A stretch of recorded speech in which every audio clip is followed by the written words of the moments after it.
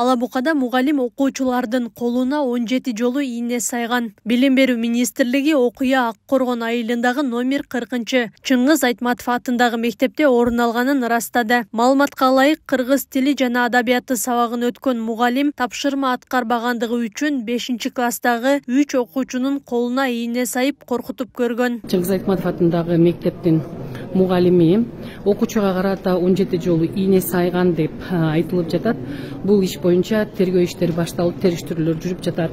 Билим берүү министрлиги окуя 24 октябрда катталганын, бул боюнча ички иштер органдары текшерүү баштаганын кабарлады. Мугалим жана жабыркады деген балдардын ата-энелери милицияга көрсөтмө берген.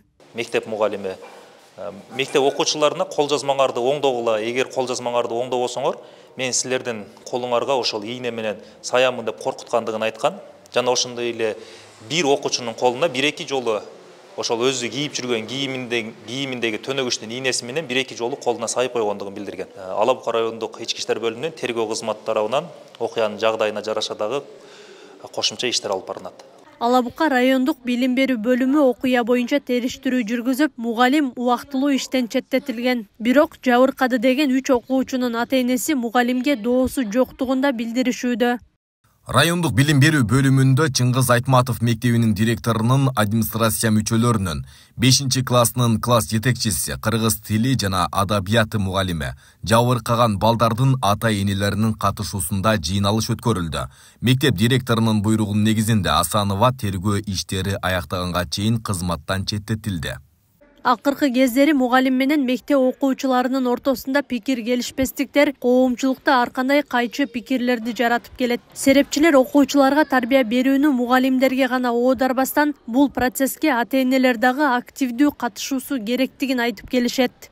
Өтө эле ушу билим берүү менен тарбияны демократиялаштырып жибердикпи дейбиз да.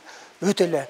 Ошондон улам мынакей күн сайын окуучулардын ичинде балдардын ичинде мугалимдерге болгон мамиле, баягы устатка болгон сый өтө терс жагына кетип атат. Буну бир эле мугалим эптей албайт.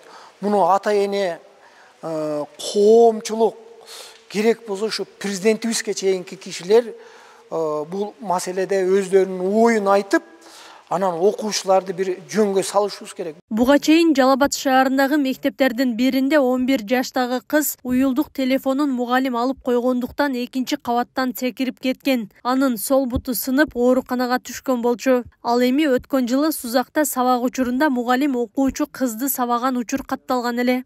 Акылай Карабаева, Аскар Маматисаков, Регион.